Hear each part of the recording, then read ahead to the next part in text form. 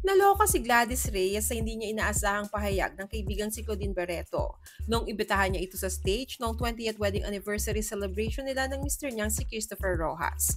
Sa gitna ng kasiyahan at sa harap ng napakaraming bisita, ay ginulantang ni Claudine ang lahat.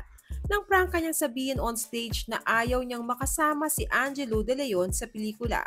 Si Angelo ay isa rin sa mga guest ni Gladys noong gabing iyon. Isa si Claudine Barreto sa mga kaibigan na invited sa 20th wedding party ng mag-asawang Gladys Reyes at Christopher Rojas. At the same time ay 18th birthday party din ng panganay nilang si Christoph, kaya't sobrang daming bisita, lalo na mula sa industriya ng showbiz na kinabibilangan ng mag-asawa. Pero agaw atensyon sa lahat ang biglaang litanya ni Claudine. Nang umakyat si Claudine sa stage para batiin ang mag-asawa, ay nagkakwentuhan sila ni Gladys. Sabi ni Claudine ngayon pa lang ay imamanifest niya na ang paggawa ng pelikula kasama sina Gladys at Judy Ann Santos. Sagot ni Gladys, talaga? Game ka ba doon na matutuloy ang reunion project natin with Juday and Angelo? Pero biglang sumeryoso ang mukha ni Claudine at sinabing, no, no, no, hindi. Ikaw lang at ako at Juday. Walang Angelo. Hindi raw alam ni Claudine kung saan nanggaling yung may Angelo. Ha? Talaga ba? Seryoso ka ba? Tanong ng tila na caught off guard na si Gladys.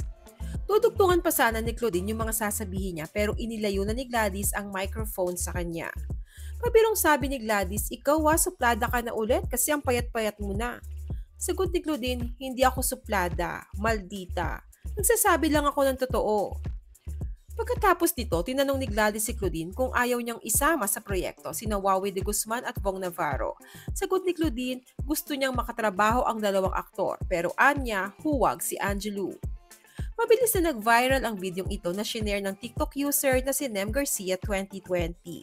Marami ang nagkomento na hindi man lang daw ginalang ni Claudine ang wedding anniversary ni Gladys at Christopher at gumawa pa ng eksena sa pangbabadmouth niya sa isa ring artista na kabatch nila na imbitado rin noong gabing iyon. Base naman sa article ng Abante, maagang dumating si Angelo sa party kasama ang asawang si Wawi Rivera. Gayunpaman ang tawagin ni Gladys si Claudine sa stage para magsalita ay nakaalis na si Angelo. Kaya hindi niya na na-witness ang mga sinabi ni Claudine against sa kanya. Narito pa ang ibang reaksyon ng netizens kaugnay nito. Bro Hilda si Clau Clau, di na nahiya sa event pa ni Gladys.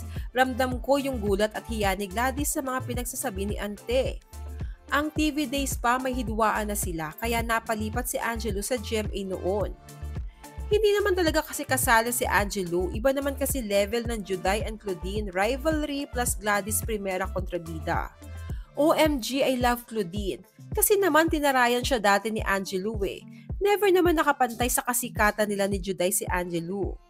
Matatandang during the premiere of her Apag movie noong April 2023, sa interviews ay inamin ni Primera Kontrabida Gladys Reyes na dream project niya na makasama sa pelikula yung lahat ng inapi niya sa proyekto, tulad ni na Judy Ann Santos, Claudine Barreto at Angelo De Leon.